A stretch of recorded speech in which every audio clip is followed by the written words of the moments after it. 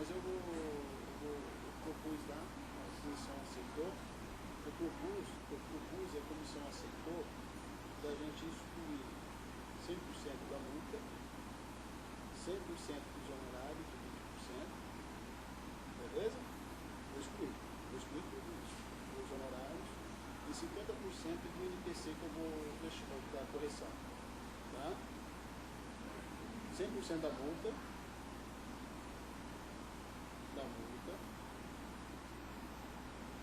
100% dos honorários, 100% dos juros,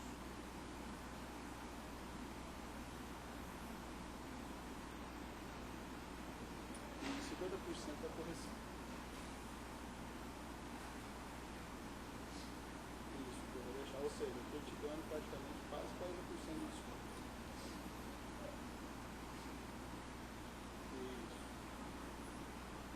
Eu vou te passar o valor certinho quanto eu vou. Você vai falar com o Daniel. Vou te passar o.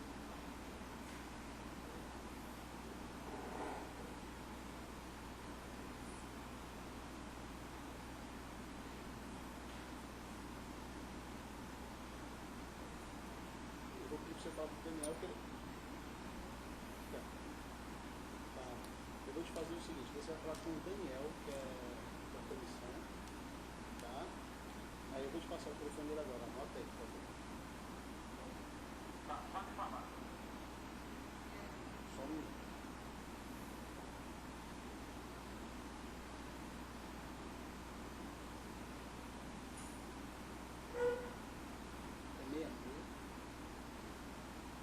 É 66 9601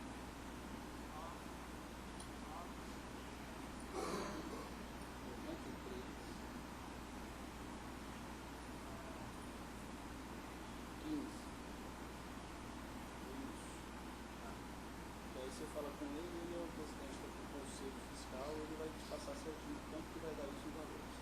Para quitação uma parcela só, tá? E aí ele vai te passar o número da conta do condomínio.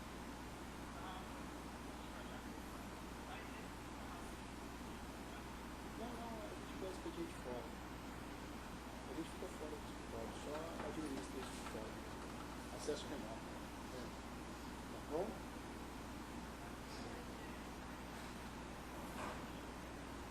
Ele passa daí. Ele passa.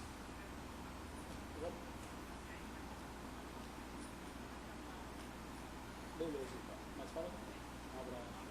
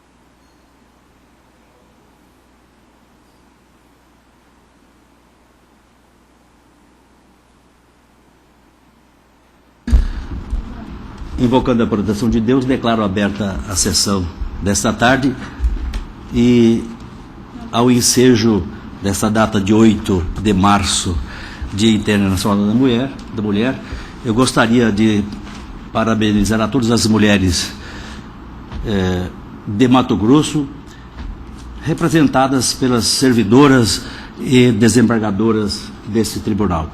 Parabéns pela conquista, parabéns pelo trabalho e parabéns pela parceria que mantém conosco, e assim nós podemos desenvolver um trabalho digno, profícuo para a sociedade. Parabéns. Não havendo nenhuma objeção, declaro aprovada a ata da sessão anterior. Sim. Há um pedido de vista de Sua Excelência, a desembargadora Nilza, da pauta geral. Ela pede para adiar por mais uma sessão, então eu estou declarando o adiamento. E fica adiado também para a próxima sessão os 6 da pauta complementar de minha relatoria. Isso se dá porque a parte embargada, a parte embargada dessa aqui que pediu para... A parte embargante pediu que a parte embargada fosse intimada para manifestar-se sobre esses embargos, e embora tenha feito isto espontaneamente, eu adio para analisar as razões por ela expendida. Passa a presidência ao presidente.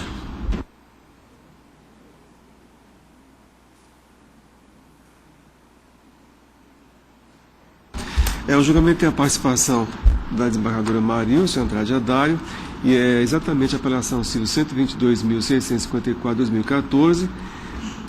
É o 37 da pauta da relatoria da desembargadora Nilza Maria Ponce de Carvalho, apelante Carvajal Informação Limitada e Coimbra de Azevedo e Companhia Limitada. Apelados os mesmos, e a preferência foi pedida por Coimbra de Azevedo e Companhia Limitada. Com a palavra, a relatora. Trata-se de recurso de apelação interposto por Carvajal Informação Limitada e por Coimbra de Azevedo e Companhia Limitada, contra a referida sentença proferida pelo juiz da 6ª Vara Civil da Comarca de Cuiabá, que nos autos de ação de indenização proposta pela 2ª em desfavor da 1ª, julgou parcialmente procedentes os pedidos para condenar a ré no pagamento de indenização por danos morais no valor de 14.500, cujo valor deverá ser acrescido de juros legais de 1% a partir da citação e correção monetária pelo INPC a incidir a partir da decisão, bem como para declarar a inexistência do débito originário no contrato de publicidade em lista telefônica, rejeitando o pedido de indenização por danos materiais e lucros cessantes. Na mesma oportunidade, condenou a ré ao pagamento dos honorários advocatícios, fixado em 20% do valor da condenação. Em razões recursais de folhas 314/328, a Carvajal Informação Limitada requer a reforma da sentença para que seja julgado improcedente o pedido de indenização por danos morais, ou que seja minorado o valor fixado sob o fundamento de que os dados divulgados foram fornecidos pela empresa contratante, tudo documentado em contrato por ambos assinado. Já Coimbra de Azevedo e Companhia Limitada, por seu turno, conforme razões de folhas 331/348, requer a reforma da sentença para que o quanto indenizatório arbitrado para os danos morais sejam majorados, considerando que teve sua honra e imagem abalados com a divulgação equivocada do número de telefone de sua concorrente por aproximadamente 9 meses, tendo sido ela inserida injustificadamente nos cadastros de proteção ao crédito, bem como para que seja arbitrado dano moral no importe de R$150 mil. Contra razões as folhas 356/362 e 363/374. É o relatório. Sem sustentação? Não consta. Egrégia Câmara. Presentes os pressupostos de admissibilidade, conheço dos recursos interpostos, quais passa a julgá-los simultaneamente. Tem-se dos autos que a Coimbra de Azevedo e Companhia Limitada assinou o contrato de prestação de serviços referente ao anúncios. Você está com um processo aí, porque eu queria ver o nome certo. Aqui está Carjal, outra hora está Carvajal. Carvajal. Referente a anúncio publicitário com a empresa Carvajal Informação Limitada para que esta divulgasse seu telefone nas listas telefônicas distribuídas a todos os assinantes da Brasil Telecom. Todavia, conforme restou devidamente comprovado nos autos, esta divulgou como sendo da Coimbra de Azevedo Limitada e Companhia Limitada. O contato telefônico da empresa Drogaria Marisabel, sua concorrente, não estando, portanto, material publicitário, de acordo com as especificações contratado, que gera o direito da contratante de não efetuar o pagamento do serviço. Assim, a partir do momento que Carvajal Informação Limitada negativou indevidamente o nome da contratante no serviço de proteção ao crédito, nasce o direito desta indenização por danos morais. Isso porque, inexistindo obrigação em pagar, por quanto desfeito o contrato, inadmissível a cobrança o lançamento do nome da postulante no rol de devedores, ato de manifesta ilicitude, porquanto causadora de danos materiais na exata medida em que atinge o bom nome comercial da postulante, exposta indevidamente à situação vexatória, presumindo-se, portanto, os prejuízos decorrentes da ilicitude, merecedora, portanto, de compensação pecuniária. A propósito, temos um julgado a respeito da relatoria de Joel Figueira Júnior, da primeira Câmara de Direito Civil do TJ de Santa Catarina, nesse sentido.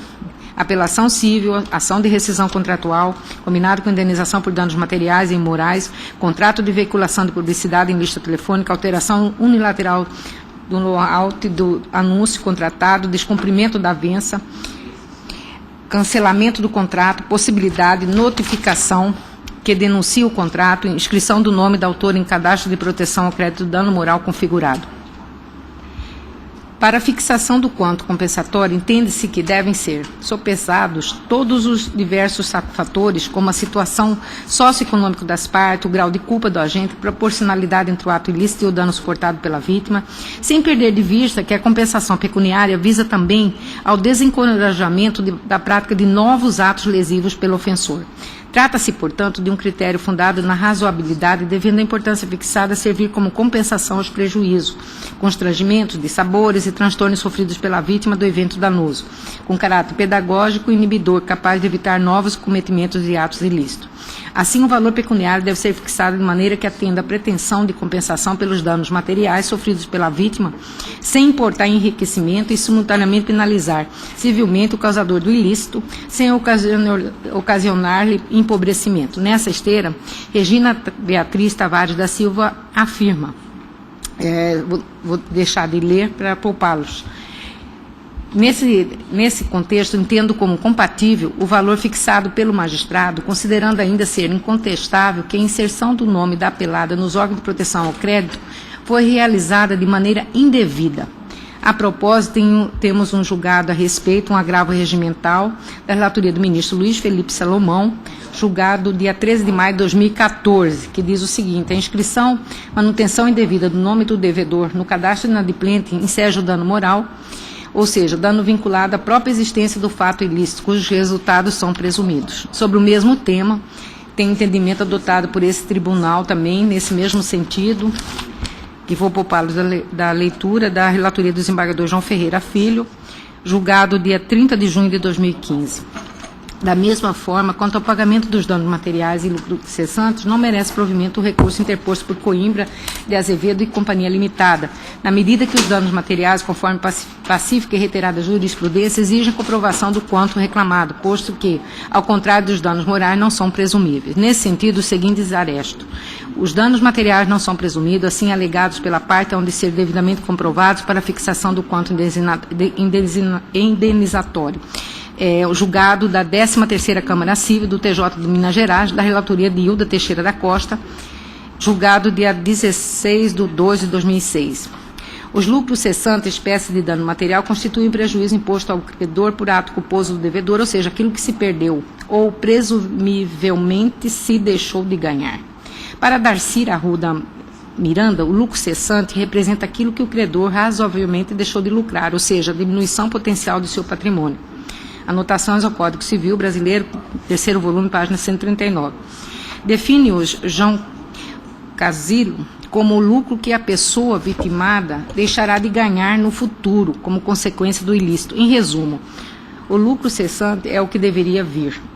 O dano emergente, ao contrário, já se mostra efetivo. Responsabilidade civil e sua interpretação. Dispõe o artigo 402 do Código Civil que, salvo as exceções expressamente previstas em lei, as perdas e danos devidos ao credor abrangem além do que ele efetivamente perdeu, o que razoavelmente deixou de lucrar. Assim, os lucros cessantes não decorrem sempre de um fato certo, mas revelam sua certeza na probabilidade de sua ocorrência, chegando-se a afirmar que decorreriam da lesão a chance de lucrar, conforme Caio Mário da Silva Pereira, da Responsabilidade Civil. Não podendo, contudo, traduzir em fonte de enriquecimento, devendo, por isso, ser fixado na medida exata do prejuízo sofrido pela vítima. Somente os danos diretos e efetivos, aferíveis por efeito imediato do ato ilícito, encontram suporte para ressarcimento, sendo impassível de indenização o dano hipotético, incerto ou eventual. Por tal motivo, é a prova do dano material no qual se incluem os lucros cessantes de fundamental importância no processo de ação indenizatória. No caso dos autos, como bem disse o magistrado em primeiro grau, estes restaram suficientemente demonstrados nos autos, razão pela qual não devem ser fixados. Sobre o tema, este sodalista já decidiu. Indenização por dano material, falha na prestação do serviço, máquina de cartão em estabelecimento comercial, relatório de faturas na maquineta, comprovação suficiente, lucro cessante, sentença matida e recurso desprovido. Da relatoria do desembargador Carlos Alberto da Rocha, julgado dia 23 de nove de 2015. E meu voto no sentido de negar provimento a ambos os recursos, mantendo a decisão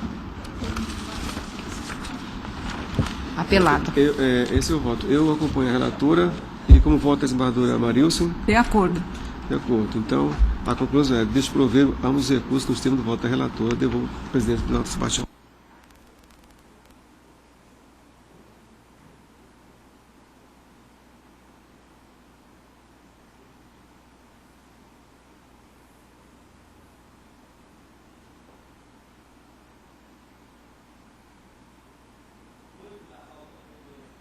Da pauta complementar 1, da relatoria de Sua Excelência a desembargadora Nilza. Eu sou o primeiro vogal e a desembargadora Marilson compõe a turma como convocada. Com palavra a relatora. É um recurso de embargos de declaração. O embargante é Vindigás Comércio de Gás Limitada e o embargado é Liquigás Distribuidora S.A.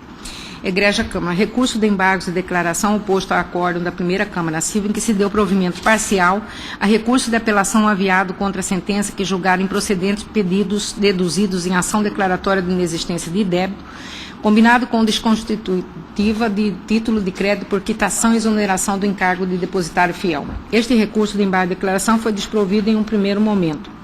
A empresa embargante interpôs recurso especial que acabou provido pelo Superior Tribunal de Justiça, que determinou o retorno dos autos a este Tribunal de Justiça para suprir a omissão decorrente da não apreciação do argumento do recorrente de que houve pagamento excessivo de encargos, entre parênteses, cobrança de juros de mora acima do permitido e capitalizados mensalmente, e de que há um crédito em seu favor. Foi determinada a intimação da empresa embargada para responder ao recurso. Nas contrarrazões, a embargada afirma que a alegação de existência de supostos diferença a favor da embargante decorrente de percentuais de juros capitalizados que foram aplicados e cobrados em percentual acima do permitido é uma inovação da embargante, pois a sentença do meritíssimo juiz não emitiu juízo sobre as referidas alegações, constante das razões do recurso de embargo de declaração. O que foi analisado na sentença sustenta que foram os pagamentos feitos, tendo ficado comprovado por prova pericial que a embargante não cumpriu a obrigação em sua totalidade. Aduz ainda que também não houve violação ao artigo 17, inciso 1 e 2 do Código de Processo Civil. Ao final, depois de insistir na existência de saldo credor em favor da embargante e aduzir que está comprovada inadimplência em qualquer má-fé de sua parte, requer sejam rejeitados os embargos declaratórios. É o relatório. Egrégia Câmara. Ao dar provimento ao recurso especial, asseverou o eminente relator. Ressalto apenas que, no que diz respeito à litigância de má-fé e ausência de análise de provas, não vislumbro a apontada violação do artigo 535, inciso 2 do CPC. Resta, pois, que a única omissão a ser suprida neste momento é a concernente aos argumentos da empresa embargante de que houve pagamento excessivo de encargos, entre parênteses, juros de mora cobrados acima do permitido e capitalizados mensalmente, fecha parênteses. Passo a analisar o ponto como determinado pelo Superior Tribunal de Justiça. Na petição inicial da ação declaratória de inexistência de débito, combinado com a desconstitutiva de título de crédito por quitação e exoneração de encargo depositário fiel, o autor asseverou que a empresa ré recalculou o valor da dívida com juros exorbitantes, mas mesmo assim, 7 parcelas foram pagas no respectivo vencimento, sendo que remanesceu um saldo de R$ 27.146,51. Como forma de pagamento do valor acima, teria sido repassado diretamente à empresa ré o valor de R$ 33.209,79, obtido com as vendas das unidades de Arenápolis e Chapada dos Guimarães. A quantidade de botijões de gás teria sido checada nas 2 oportunidades por preposto da ré, que alegou que estava tudo certo sem emitir recibo. Portanto, asseverou o autor, a dívida foi totalmente paga em 16/7/1997. Havia um saldo credor a seu favor no valor de R$ 12.104,08. Depois disso, continuou o autor, em 13 de maio de 1998, recebeu a cobrança de 2.800 botijões P13 da marca Liquigás, sendo referente às unidades de Arenápolis, 1.600 e Cuiabá, 1.200. Quanto à dívida, alegou na inicial que pagou mais que devia, pois pagou juros absurdos e abusivos, e ilegais e exorbitantes. Ao final, requereu que fosse declarado quitado o débito, desconstituído os cheques remanescentes em poder da ré, reconhecido um crédito a seu favor no valor de R$ 12.104,08 e que fosse exonerada do encargo de fiel depositária. Na sentença, o meritíssimo juiz se apoiou na prova pericial para julgar improcedente todos os pedidos da empresa autora. No julgamento do recurso de apelação número 34.309/2012, restou reconhecido que os cheques remanescentes em poder da ré foram pagos, ou seja, o pedido 2 do autor foi acolhido. O argumento, porém, de que houve pagamento excessivo de encargos, cobrança de juros de mora acima do permitido e capitalizados mensalmente, e de que existe um crédito a seu favor que não foi analisado, embora expressamente devolvido nas razões da apelação, como revela. Abre aspas. Por outro lado, em resposta ao quesito 2D da apelante, a perícia confirma que foram aplicados juros capitalizados pela apelada. Fecha aspas. As folhas 299, em resposta ao quesito 1 da apelante, o senhor perito confirma que a dívida foi acrescida de juros de mora de 4% ao mês, portanto, muito acima do legalmente permitido. Fecha aspas. A prova pericial é realmente conclusiva quanto aos pontos, pois as folhas 300 tem-se a informação de que os juros de mora foram cobrados no patamar de 4%, capitalizados mensalmente. O contrato de depósito de folhas 29/31 e termos de depósito de folhas 33/35 foram firmados nos anos de 1992, folhas 31 e 32, e não trazem qualquer estipulação a respeito de capitalização mensal dos juros e nem sobre os juros de mora. A súmula 121 do Supremo Tribunal Federal é clara. É vedada a capitalização de juros, ainda que expressamente convencionada. Fecha aspas. A jurisprudência do STJ é firme no sentido de que, mesmo em contratos bancários, a capitalização mensal dos juros só pode ser admitida em contrato celebrado depois do ano de 2000 e desde que expressamente pactuada. Com relação à capitalização mensal do juro, a jurisprudência desta Egrégia Corte pacificou-se no sentido de que sua cobrança é admitida nos contratos bancários celebrados a partir da edição da medida provisória número 1963-17/2000, reeditada sob o número 2170-36/2001, ou seja, 31/3/2000, desde que expressamente pactuada. Esta Corte pacificou o entendimento de que há previsão expressa de cobrança de juro capitalizado em periodicidade mensal quando a taxa de juro anual ultrapassa o duodécuplo da taxa mensal.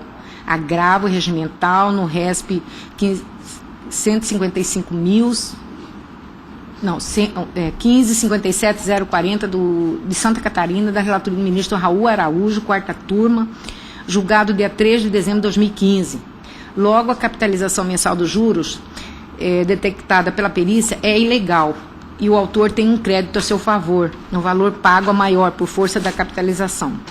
O contrato foi firmado pelas partes na vigência do Código Civil de 1916 e, segundo o mesmo STJ, diz o seguinte: tratando-se de responsabilidade contratual, a mora constitui-se a partir da citação e os juros respectivos devem ser regulados até a data da entrada em vigor do novo Código pelo artigo 1062 do Diploma de 1916 e depois dessa data pelo artigo 406 do atual Código Civil. RESP 594.486, MG, relatoria ministro Castro Filho, julgado dia 1º de 10 de 2009. Com relação aos juros de mora, o entendimento majoritário do COLEN do STJ é no sentido de que os mesmos são devidos no percentual de 0,5% ao mês até a data da entrada em vigor do Código Civil de 2002 e, a partir de então, de 1% ao mês em conformidade com o disposto no artigo 406 da Lei 10.406 de 2002, combinado com o artigo 161, parágrafo 1º do Código Tributário Nacional. Para o mesmo STJ, até mesmo nos contratos bancários não regidos por legislação específica, o juro moratório poderão ser convencionados até o limite de 1% ao mês. Súmula 379, julgado dia 22/4/2009. Se a perícia contábil é conclusiva no sentido de que houve pagamento ilegal de juros de mora a maior, capitalizados mensalmente, sem expressa previsão no contrato, forçoso reconhecer a existência de um crédito a favor de quem pagou o que não era legalmente devido. Logo, o autor tem 2 créditos a seu favor. Primeiro, do valor cobrado acima do patamar permitido à época para os juros de mora, 0,5% ao mês. 2, do valor cobrado a mais em razão da indevida capitalização mensal dos juros detectada pela perícia. Sobre o valor a ser apurado em liquidação de sentença, deverão incidir juros de mora desde a data da citação e correção monetária a partir da data de cada pagamento. Conforme decidiu esta primeira Câmara Civil, no caso da correção monetária, não há que se falar em aplicação somente do INPC, devendo permanecer a tabela utilizada para a atualização da dívida utilizada pelo Poder Judiciário, aprovada no plenário do 10º ENCOAG, consoante o escolho pacífico e uniforme da jurisprudência dos tribunais superiores. Desembargador João Ferreira Filho, Primeira Câmara, julgado dia 13/10/2015. Ante o exposto, meu voto é no sentido de dar provimento parcial ao recurso de embargos de declaração para suprir a omissão existente e, com isso, reconhecer um crédito a favor do autor.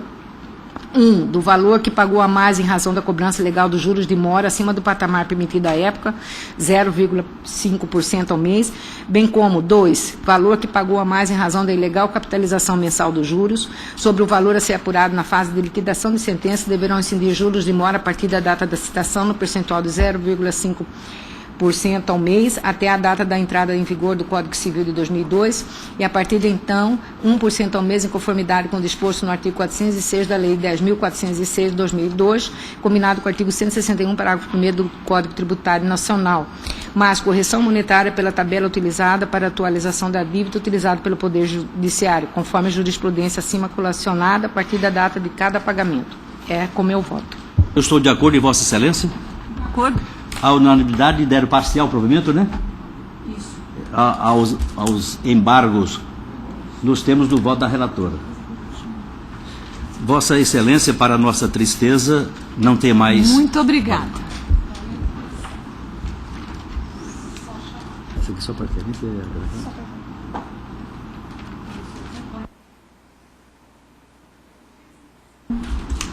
28 da pauta geral.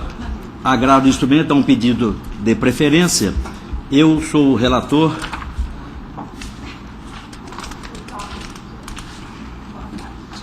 Vai com Deus.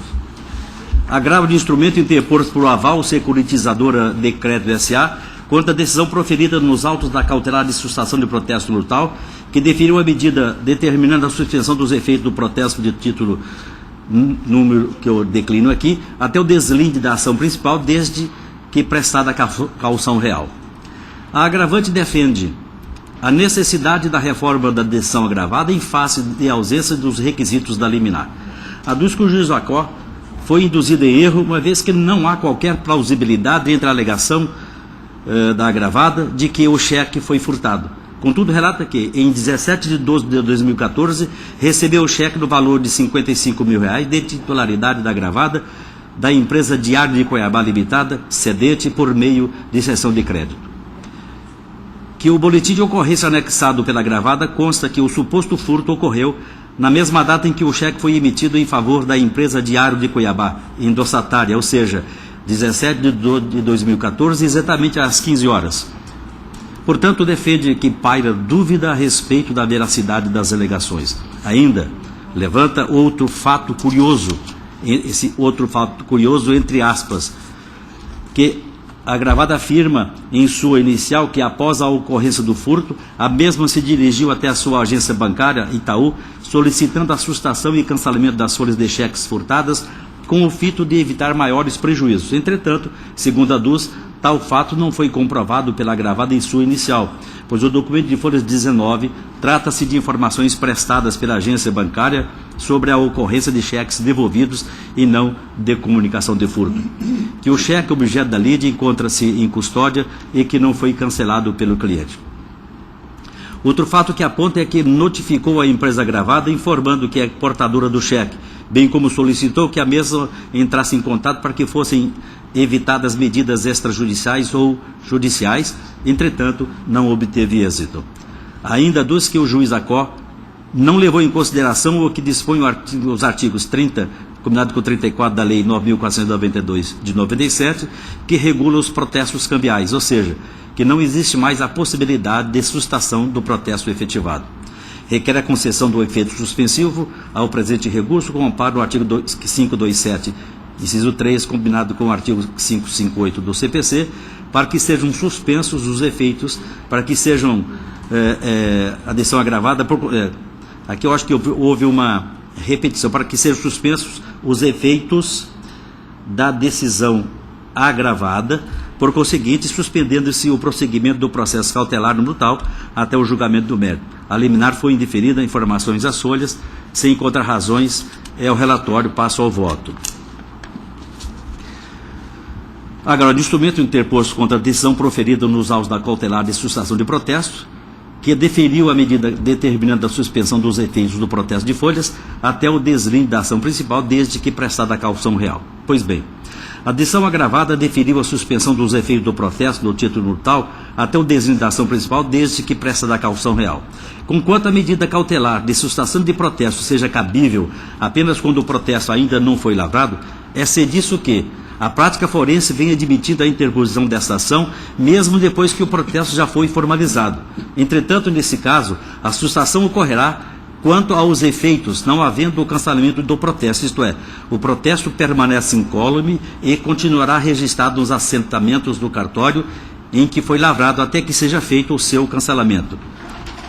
Portanto, deve prevalecer a decisão do juiz Acó, uma vez que restou demonstrada a plausibilidade das alegações e além da periculosidade em relação à manutenção dos efeitos do protesto, tendo em vista que o simples protesto já é capaz de causar prejuízos enormes à agravada, com abalo à credibilidade perante o mercado. Ademais, a decisão agravada expressamente se posicionou para o deferimento, caso seja prestada a caução real, o que afasta qualquer possibilidade de prejuízo ao agravante, que mantém seu crédito resguardado enquanto aguarda o julgamento da lide. Aí trago uma jurisprudência, um julgado da relatoria de Sua Excelência, o desembargador Guiomar Teodoro Borges, nesse sentido, e digo, mantenho a decisão agravada pelos seus próprios fundamentos e, portanto, nego provimento ao recurso. Como vota a desembargadora Nilza, desembargador João, a unanimidade de desprover os recursos, temos o voto do relator.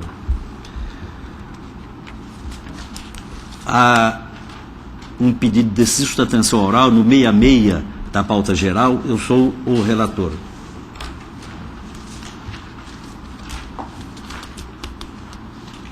Aqui não tem mais só, não tem outra, não só.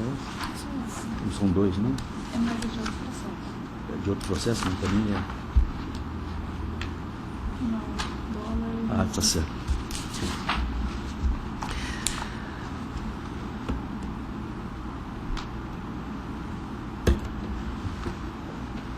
Trata-se de recurso de apelação civil interposto por Usinas Itamaraty S.A., em face de sentença prolatada pelo juiz da 5ª Vara Civil da comarca de Tangará da Serra, que nos autos do número tal, código número tal, proferiu a seguinte decisão, folhas 354.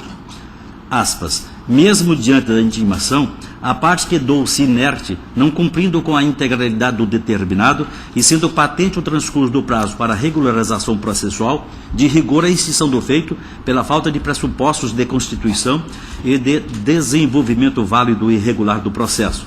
Posto isso, na fórmula do artigo 267, inciso 4 do Código de Processo Civil, julga extinto o presente feito sem resolução do mérito. Fecho aspas. Inconformado com a decisão, em suas razões às folhas 364/372, a APD alega em síntese que a sentença merece reforma, tendo em vista que procedeu com a regularização do paulo passivo. Defende que emendou tempestivamente sua inicial, petição de folhas 276 e que esta sequer foi apreciada pelo juízo, não sendo correto afirmar que a apelante quedou-se inerte. Sustenta que, caso o juízo entendesse como inadequada a emenda realizada, que o mais adequado seria a intimação da apelante para que procedesse a nova emenda. Aduz que a inicial e a emenda apresentadas preencheram os requisitos do artigo 282 do CPC. Finalmente, requereu o provimento do presente recurso com a consequente anulação da sentença de piso nos termos ordenados pelo juiz Lacó, a fim de que seja recebida a emenda realizada ou, caso não concorde com a maneira que o aditamento foi realizado, oportunize nova emenda. É o relatório. Vossa Excelência tem o prazo regimental para a vossa peroração. Excelentíssimo senhor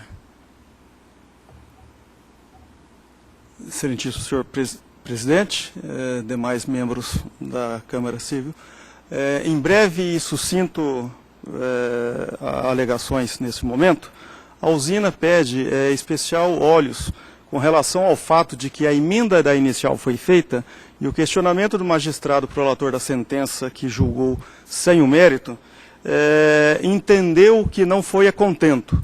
Todavia, a usina, a hora apelante, reitera que esse entendimento de a contento não foi a ela oportunizado apreciar ou adequar. Foi um entendimento posterior, entendendo a usina de que o correto e o mais salutar seria no sentido de que essa adequadação, esse complemento suscitado pelo magistrado singular, fosse matéria levada à usina, então autora da ação, para que eventualmente explicasse ou complementasse as suas considerações da emenda da inicial. E nesse sentido que se pede a nulidade da sentença, para que volte ao piso, oportunize a autora da ação, ora apelante usina, que manifeste e eventualmente complemente, e assim dê regular processamento àquela ação que ora gera esse presente apelo. É esse o pleito que ora se reafirma em forma oral. Obrigado. Muito obrigado, Excelência. Como todos nós sabemos, a única questão é emenda a emenda ou não emenda a emenda. Eu vou ler a emenda: recurso de apelação civil, ação declaratória de nulidade de ato jurídico, determinação de emenda inicial, cumprimento parcial, extinção, artigo 267.5 do CPC, sentença mantida, recurso desprovido. Determinada a emenda inicial para a inclusão no polo passivo de todos os participantes das cadeias dominiais, cumprimento parcial, correta a sentença que extinguiu o processo sem resolução do mérito. Eu estou votando nesse sentido, precisar eu leio como vota a desembargadora Nilza. Pode. Eu acho que se ele realmente não concordava com a inclusão de todos, então o caminho seria agravar a decisão para tentar limitar. Mas deixar de descumprir gera essa consequência. Porque já perdeu essa oportunidade realmente, embora eu não tenha dito isso no voto. A unanimidade, desprover o recurso, nós temos do voto do relator.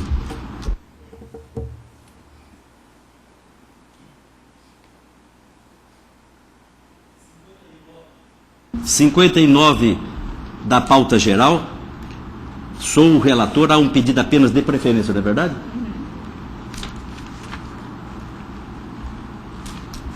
E quem pede é a parte apelante, parte apelante.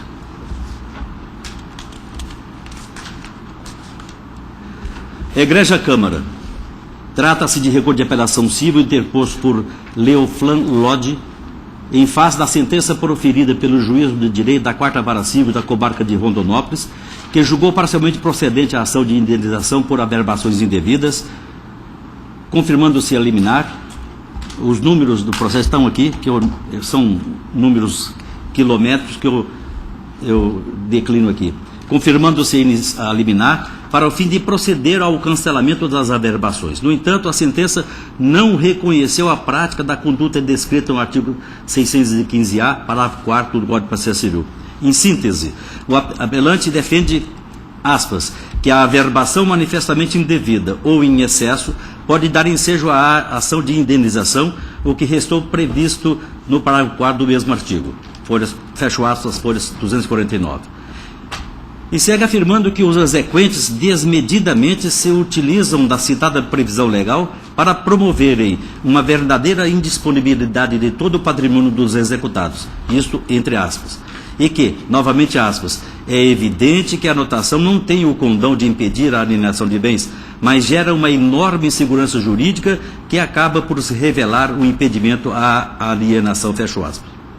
Defende que o dever de condenar os apelados e indenizar o apelante é explícito na legislação vigente e que tal dever indenizatório decorre na litigância de má-fé por averbação indevida em excesso. Sustenta que os apelados praticaram deliberadamente, dolosamente, os atos que ensejam o ajuizamento da demanda, utilizando-se de dispositivo legal de forma indevida, com o objetivo claro de indisponibilizarem o patrimônio do apelante, que ficou impedido de livremente utilizar de seus bens, restando impedido inclusive de obter empréstimos bancários ou utilizar seu patrimônio como garantia de qualquer negócio. Requer o provimento do apelo. As contrações vieram às folhas 261, 268, pugnando pelo desprovimento ao relatório. Como há somente pedido de preferência, passo ao voto.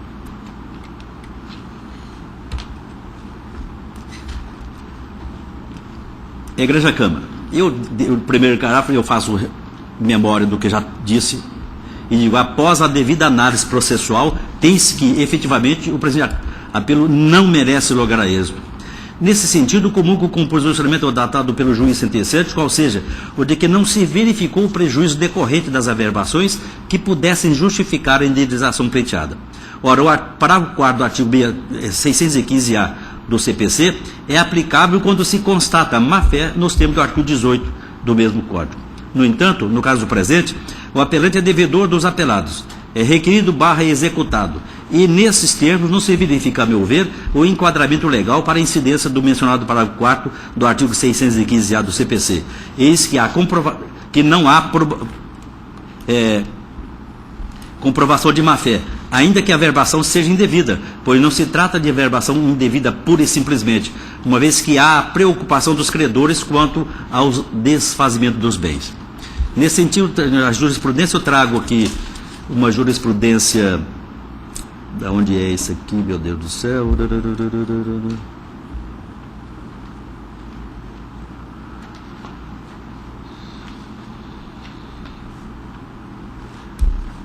do Rio Grande do Sul, outra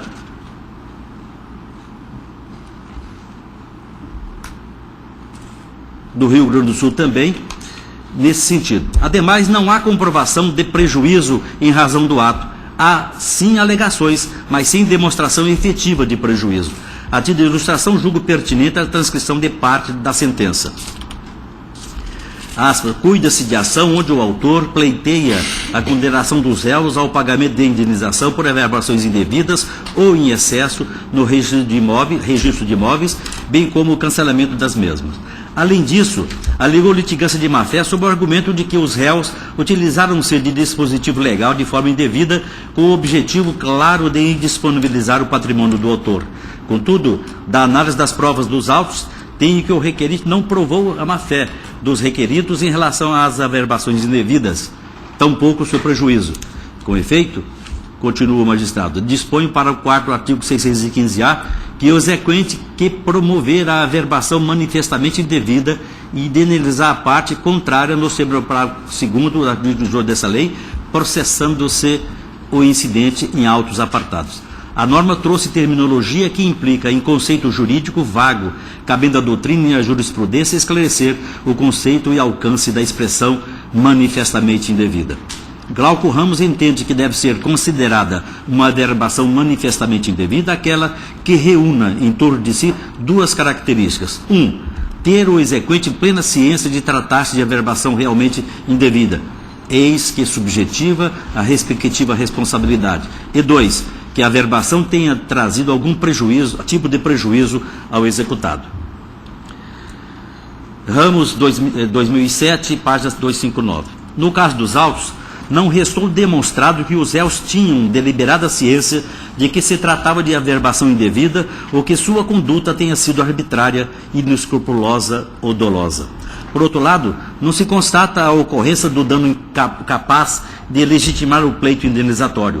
Primeiro, porque tão logo noticiado, esse juiz determinou o cancelamento da verbação. Segundo, porque não comprovado qualquer prejuízo ao executado em razão do bloqueio. Fecho aspas. E são com essas razões e as que, ademais, deduzi, que eu nego o provimento ao apelo para manter incólume a sentença recorrida. Como voto.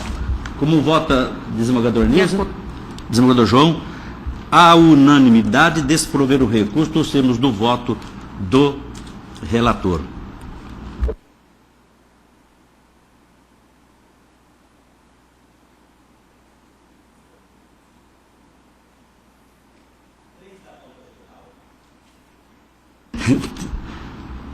Três da pauta geral. Eu estou rindo porque eu fiquei com síndrome do presidente Paulo. O Paulo ele não aciona eu achei bonito, eu estou imitando, mas peço desculpa por isso. 3 da pauta geral. Apelante Doyler, distribuidor de veículos, e Renault do Brasil. Esta apelante pede não só a preferência, como sustentação oral. Eu vou fazer a leitura do relatório.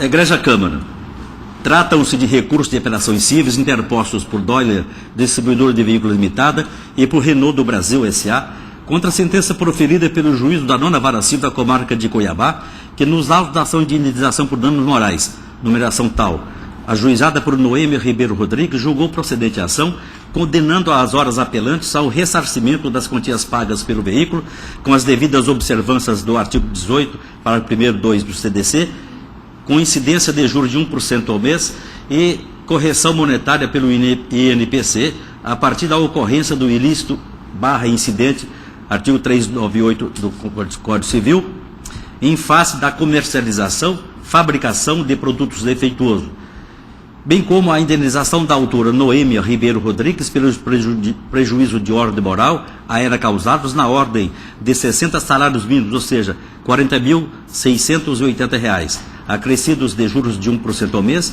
e correção monetária pelo INPC nos termos do artigo 407 do Código Civil. A sentença ainda condenou as horas apelantes ao pagamento das custas e despesas processuais, bem como honorários advocatícios, esses fixados em 20% sobre o valor da condenação. A primeira apelante, Doyler Comércio de Veículos Limitada, argui nulidade da sentença por cerceamento de defesa. No mérito, defende a inexistência do ato ilícito, nexo causal e dever de indenizar, à luz dos artigos 186 e 927, ambos do Código Civil. Alega ainda que o problema ocorrido no veículo da apelada foi causado por ela mesma, pois se deu por agente externo ligado ao isqueiro do carro.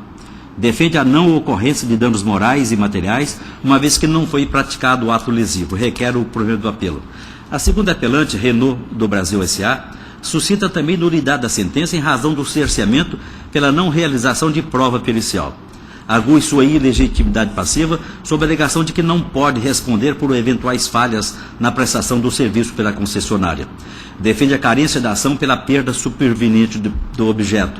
Destaca no tocante à prejudicial de decadência que o prazo para a apresentação de reclamação contra a montadora não guarda qualquer relação com a data de devolução do veículo reparado pela concessionária.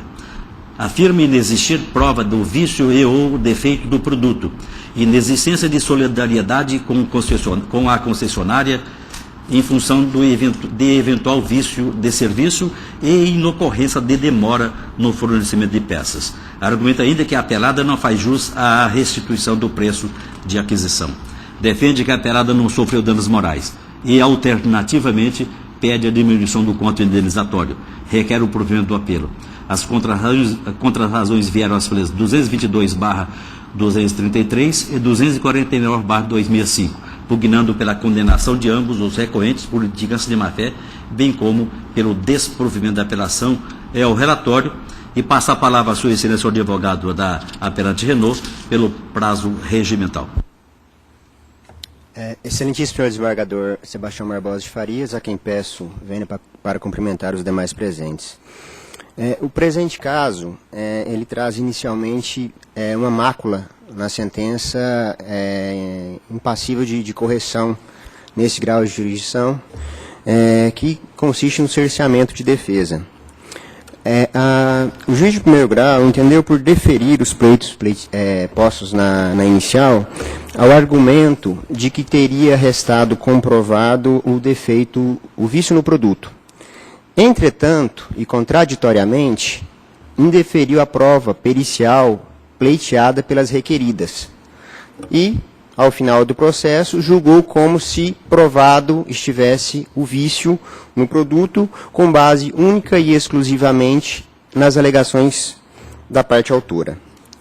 Consta nos autos um laudo apresentado pelo fabricante, no qual é claro e objetivo em informar que o sinistro ocorrido no veículo da autora se deu pela utilização de um aparelho conectado ao acendedor de cigarros não homologado pelo fabricante, o qual ocasionou um aquecimento no sistema de fiação do veículo.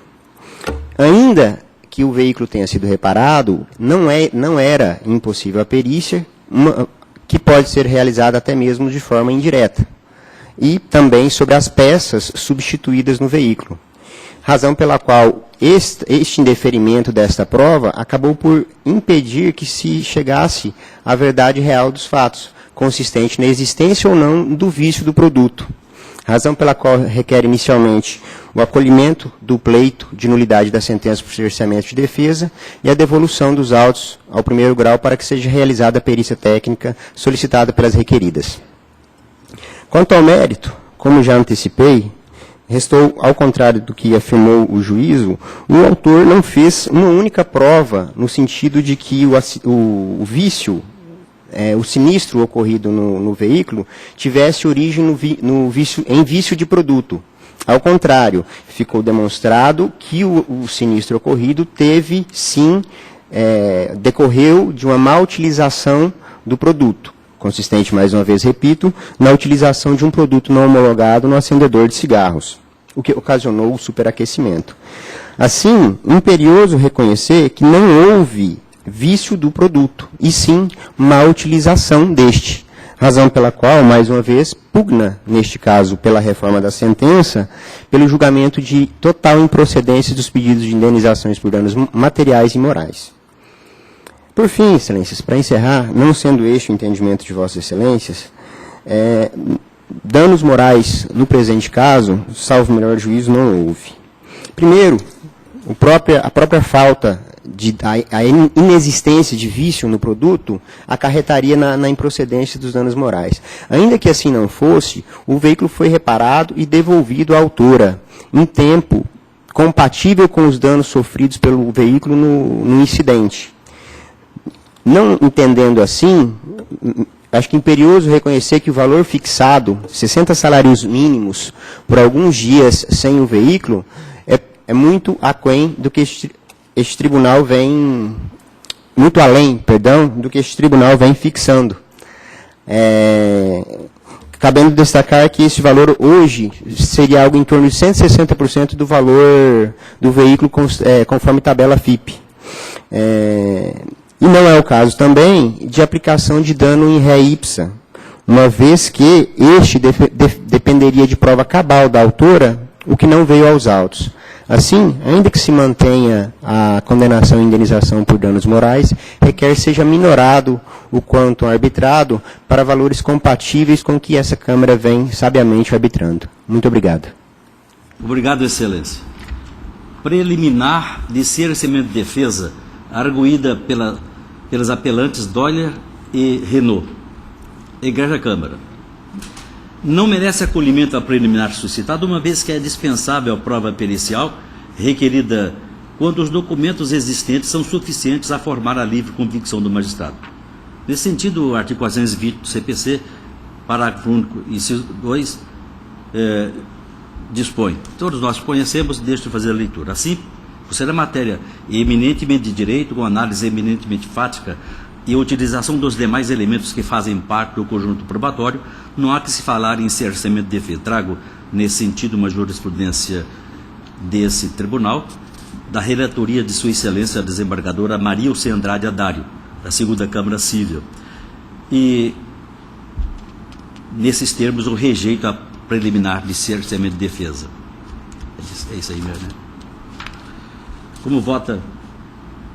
Vamos por partes. Concorda?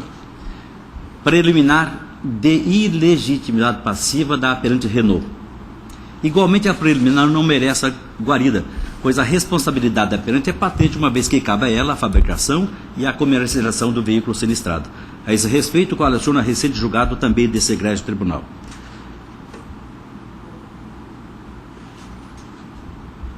É uma decisão nesse sentido, que é um tanto quanto longa.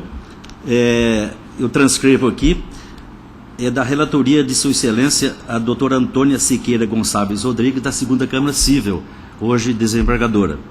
Eu rejeito a preliminar. Também, carência de ação por perda superveniente arguída por Renault. A preliminar arguída não merece lugar a êxito.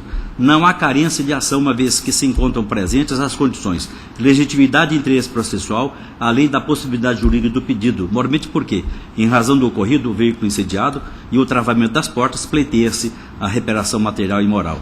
Rejeito. Outra preliminar,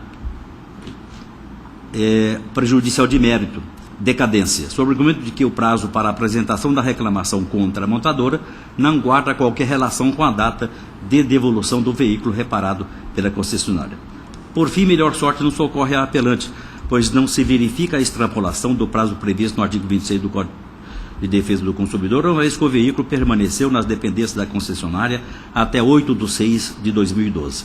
Ora, se o sinistro ocorreu em 2/12/2011, 2 dias após ser retirado da concessionária por ter apresentado problema de ignição, tendo a lide proposta em 23/4/2012, não há que se falar em decadência, uma vez que o mencionado veículo permaneceu em poder da concessionária até 8/6/2012. Rejeito essa prejudicial. Mérito.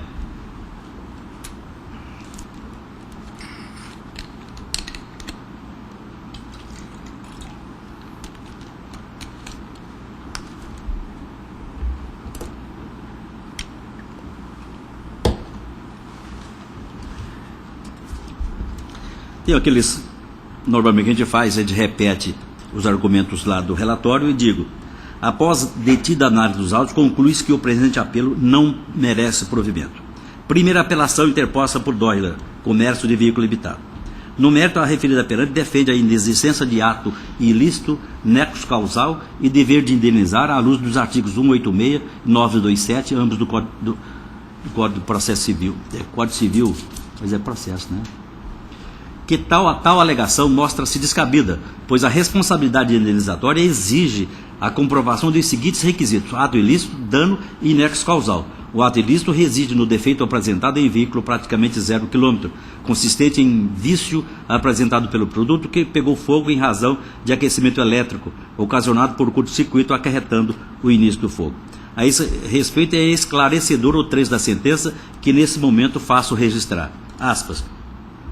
No presente caso, restou claro que o envolvimento do veículo da autora no incidente em questão foi em decorrência de um vício do produto, uma vez que, de acordo com o relatório do exame do veículo, acostado pela fabricante, discussão, fogo concentrado no centro do painel do veículo, identificando que a origem do incêndio foi causada por aquecimento elétrico. O aquecimento devido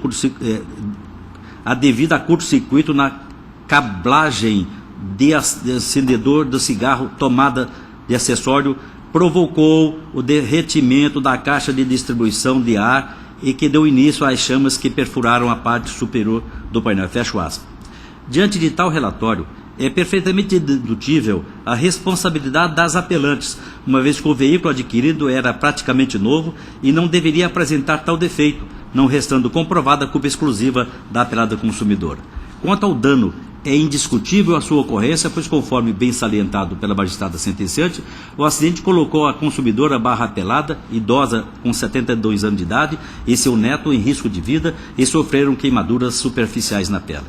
E o nexo causal entre o dano e o ilícito está estampado ante a responsabilidade objetiva e solidária dos apelantes que respondem por vício de qualidade de produtos fabricados / comercializados e destinados ao consumidor, no caso apelado. Portanto, não há que se falar em desrespeito aos artigos 186 e 927, sobretudo porque incide o artigo 18 do Código de Defesa do Consumidor. A esse respeito já me posicionei anteriormente. Apelação civil, indenização por danos materiais e morais, veículo 0 km, defeito de fabricação, responsabilidade solidária de todos os fornecedores, artigo 18, motor, substituição do veículo, dano moral configurado, majorado, quantum fixado, recurso parcialmente provido. Isso foi julgado, é a apelação 6772 de 2015, julgado em 16/6/2015. Tal posicionamento acarreta patente similaridade, uma vez que o veículo em questão ainda se encontrava em período de garantia e, segundo bem registrou a sentença, não havia atingido nem 11.000 quilômetros. Diante do exposto, não há como concordar com a tese de que o problema ocorrido com o veículo foi causado pela apelada, questão do agente externo ligado ao isqueiro do veículo. E, por fim, não merece prosperar a tese de inocorrência de danos morais e materiais, pois o ato lesivo é de responsabilidade da apelante. Isso porque os danos morais restaram perfeitamente demonstrados em razão do ocorrido incêndio ocorrido no interior do veículo, painel e cablagem dianteira. Com tais fundamentos, há que ser negado o provimento ao recurso do primeiro apelo. Aqui também, a segunda apelação, os argumentos vêm mutantes nessa toada, de modo que eu...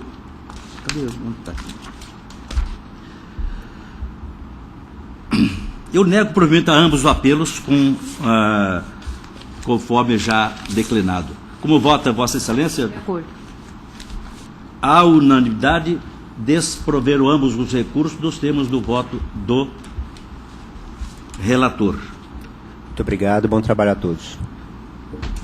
Para Vossa Excelência também. 14 da pauta complementar. Que número é esse? Complementar 1.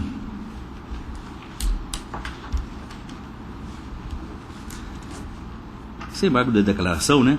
Embargos de declaração, nos embargos de declaração, omissão e obscuridade, vícios inexistentes, intenção do embargante de rediscutir matérias já analisadas, impossibilidade, embargo desprovidos. Se não há no acórdão, omissão, contradição ou obscuridade, mas o mero inconformismo do embargante com o julgamento que lhe foi desfavorável, não há outro caminho senão o desprovimento dos embargos de declaração. Portanto, esta é a síntese do voto e eu estou desprovendo os embargos. De acordo.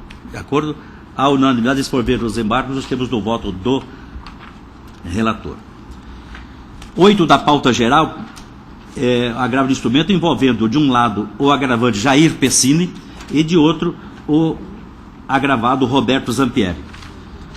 Embora tenha uma ação rescisória em andamento, de que também sou relator, e eu tenha dado, concedido a liminar para apenas sustar os atos executórios, isso se refere a uma hipoteca e a penhora de 90 mil sacas de soja que o agravante pretende seja desconsiderado. Eu, por pertencer também a terceiro, a esposa e tal, eu tenho o voto escrito, mas eu estou desprovendo o agravo. Se quiserem mais informações, eu posso, mas está contido tanto o agravado que se encontra presente, quanto o agravante que se encontra ausente, não terão nenhum problema ao buscar o que consta do voto para eventual recurso. A unanimidade desprover o agravo, nós temos do voto do relator. Vamos àqueles processos em que Sua Excelência, o procurador, está ávido por participar. 10 da pauta geral. O parecer é pelo desprovimento. Vossa Excelência ratifica? Ratifico o parecer escrito. E eu estou desprovendo o credor titular da posição de proprietário fiduciário de bens móveis ou imóveis, via de regra, não se sujeita aos efeitos da recuperação judicial. Como vota a unanimidade desprover o recurso, nós temos o voto do relator. 11 da pauta geral. Também a mesma... São as mesmas partes? Santa Fé. É a mesma agravante, só que dessa feita o agravado é o Banco Safra. O parecer é o mesmo e a decisão a mesma. A unanimidade... O senhor ratifica? Ratifico também. A unanimidade desprover o recurso, nós temos no voto do relator. 25 da pauta geral é pelo provimento. Vossa Excelência ratifica? Ratifico. E eu estou discordando em parte, eu estou dando parcial provimento. É possível a formação de desconsolidativo dos pedidos de recuperação judicial, caso reste devidamente comprovada a existência de grupo econômico, tratando-se de pedido de recuperação judicial. Então eu estou dando parcial provimento ao recurso. De acordo, Excelência? A unanimidade der parcial provimento ao recurso, nós temos do voto do relator e em dissonância com o parecer ministerial. 26 da pauta geral é pelo desprovimento, Excelência. Ratifico. Também é Santa Fé, e de outro lado, Banco Rodobens. Eu estou desprovendo, pelos argumentos que já expenderam antes. A unanimidade desprover o recurso, nós temos no voto do relator. 50 da pauta geral, há 2 apelantes, o Ministério Público e TCA. O parecer ministerial é pelo desprovimento de ambos os recursos. Ratifico o parecer escrito. Ratificado o parecer, eu também trilho esse mesmo caminho e ao fim e ao cabo eu estou desprovendo a ambos os recursos. A unanimidade desprover os recursos, nós temos no voto do relator. 51, pelo desprovimento, senhor procurador. Ratifico o parecer escrito. Companhia Excelso de Seguros, Deise Bonfim de Lima, a parte apelada, eu estou em consonância com o parecer desprovendo essa apelação. A unanimidade desprover o apelo, nós temos no voto do relator. 63 da pauta geral, o parecer pelo parcial provimento. Ratifico o parecer escrito. E estamos em harmonia com esse entendimento, estou dando parcial provimento a esse apelo, nos termos em consonância com o parecer. Como votam desembargador Nilson e desembargador João, a unanimidade era o parcial provimento ao recurso, nós temos do voto do relator. Terminou? Excelência.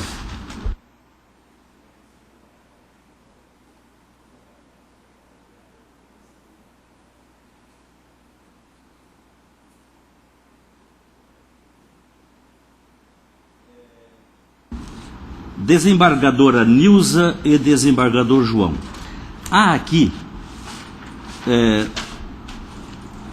o número 1 da pauta complementar 2.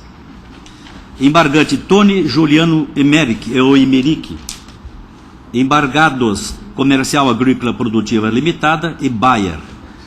O 16 da pauta complementar 1, né? Quando não tem é 1.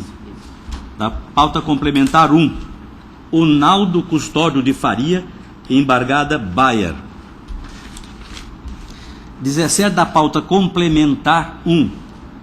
Embargante Maria Joana Sartori Emerick, embargados Comercial e Bayer, ou embargadas, são pessoas jurídicas, embargadas Comercial Agrícola Produtiva Limitada e Bayer S.A.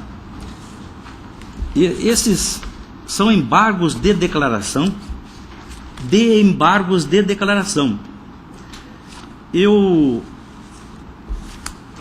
a todos eles eu estou desprovendo, porque embora tenha Sua Excelência o advogado com diligência, ele minucioso, atencioso, realmente diligente e operoso, eu não vi elementos que pudessem a mim demover daquele posicionamento que adotei nos embargos anteriores.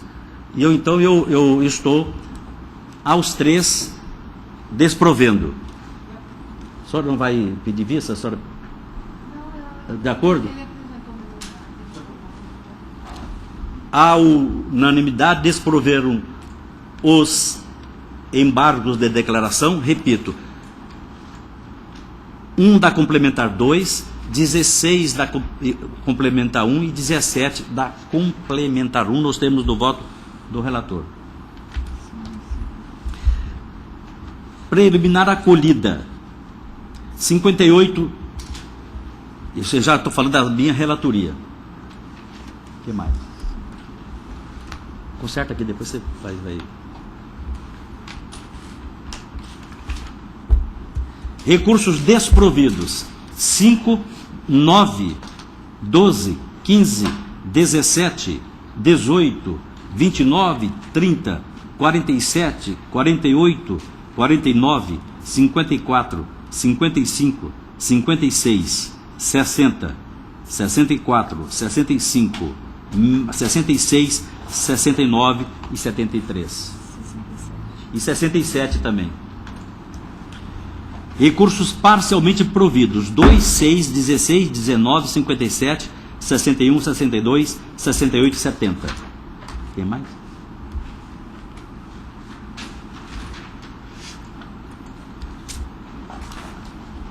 Providos, 4, 7, 52, 53, 71 e 72. Os meus terminaram. Sua Excelência, o desembargador João. O 13, matéria bancária, recurso provido para permitir a penhora, é grave instrumento, permitir a penhora, a pesquisa no Renajude e para localizar bens, recurso provido. O 14 é uma ação de cobrança já em fase de sentença, eu estou desprovendo e mantendo a decisão. Aqui, desembargador, ele quer a atualização monetária do valor da avaliação. Entendeu como é que é? Ele foi muito insistentemente na minha sala defender. Ele não quer uma nova avaliação. Ele quer que o valor da avaliação dado lá atrás seja corrigido com juros e correção. Isso não é possível. Quer dizer, é possível fazer uma nova avaliação. Mas e flutuação de mercado e tal e tal. Então eu estou desprovendo esse recurso aqui. Desprovendo. Isso é o 14. Só para explicar. O 20 da pauta mudou o home care, a Unimed não quer prestar, eu estou desprovendo o recurso. 20. O 21, recuperação judicial, isca restritiva, eu estou provendo em parte o recurso para proibir novas negativadas durante o período de blindagem. 21, esse é o 21 da pauta. Em parte provido. O 22, contrato de empréstimo pessoal, desconto e benefício previdenciário, alegação de desconhecimento do empréstimo afastada, contrato de empréstimo com assinatura da autora. Eu estou provendo o recurso de agravo para revogar a decisão que antecipou os efeitos da tutela. 22, recurso provido. O 23, recurso desprovido, ausência de fixação de todos os pontos controvertidos, revogação da ordem de preferencial, estou desprovendo matéria de juízo. 23, tá? 24, beneficência jurídica, eu estou parcialmente provendo para deferir a assistência para o Edson Arantes. 24. E o 27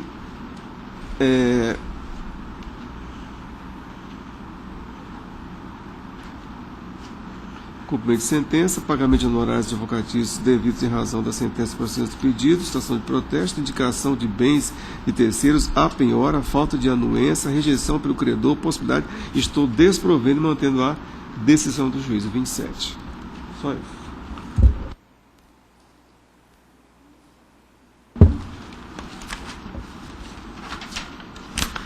Estou desprovendo os recursos 31, 35, 36, 39, 41, 44, 45 e 46 da pauta geral.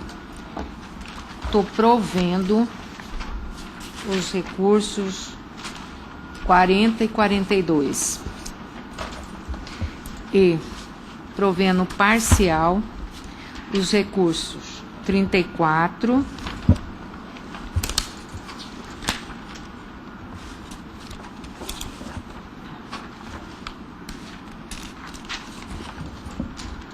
para diminuir o valor da indenização por dano moral, fixando em apenas R$20 mil, de forma solidária. O 38, estou provendo parcialmente, para limitar os juros remuneratórios à média do mercado, divulgado pelo Banco Central à época, nas operações da espécie, salvo se a taxa pactuada for mais vantajosa para o apelado, fato que aí deverá ela exceder. 2. No tocante aos encargos de anormalidade do contrato, incida juros moratórios de 1% ao mês e a multa contratual de 2% como encargo de inadimplência. 3. Afastar a indenização a título de danos morais. E 4. Determinar o rateio proporcional da sucumbência na forma do artigo 21, caput do CPC, bem como reduzir os honorários advocatícios para o valor de R$4 mil. O 43, parcialmente provido, para admitir a capitalização, tão somente para admitir a capitalização mensal de juros, bem como a cobrança da tarifa de cadastro, mantendo no mais a sentença singular. E os dois processos nos quais um apelante é o Médio Norte Diesel Limitada, com apelado Marilza da Silva Santos, e o outro médio, o 33 da pauta, o 32 e o 33, Médio Norte Diesel Limitada, é apelado ASSS, representada pela sua mãe, Joanice Soares da Silva. Em ambos eu estou dando parcial provimento, conforme no primeiro,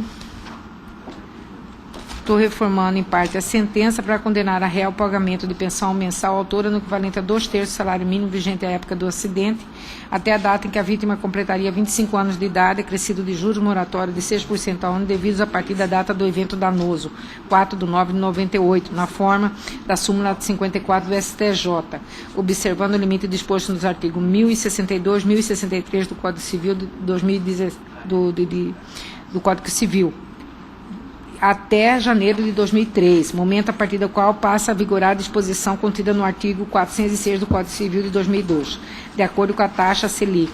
Correção monetária com termo inicial a data do efetivo prejuízo nos termos da súmula 43 do STJ, que deve ser alcançada mediante a aplicação de índice que reflita a variação de preços ao consumidor, terá sua incidência cessada a partir do momento em que incida a taxa de Selic, para condenar o apelante ao pagamento da indenização por dano moral em R$100 mil, acrescido de juros de mora a partir da data do evento danoso, nos termos da súmula número 54 do STJ, e correção monetária desde o arbitramento da indenização, conforme estabelece a súmula 366 do STJ.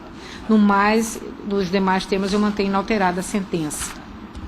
No 33, eu estou dando também parcial provimento ao recurso, reformando em parte a sentença para condenar a réu ao pagamento da pensão mensal autora no equivalente a 2/3 do salário mínimo vigente à época do acidente, até a data em que completou 25 anos de idade, acrescido de juros moratórios de 6% ao ano, devidos a partir da data do evento danoso, 4/9/98, na forma da súmula 54 do STJ. No mesmo caso do outro, no mesmo sentido. E também a condenar o apelante a pagamento da indenização por dano moral em R$100 mil, conforme a súmula 54 do STJ. Mesmo resultado. E tenho agravo. Os dois agravos eu estou desprovendo. Esgotada a pauta principal, ficam os votos tal como lançados nas pautas complementares. Agradeço a presença dos advogados e partes aqui presentes. Agradeço aos senhores e senhoras servidores. E vamos trabalhar para que na terça-feira aqui estejamos novamente para o nosso mistério. Muito obrigado.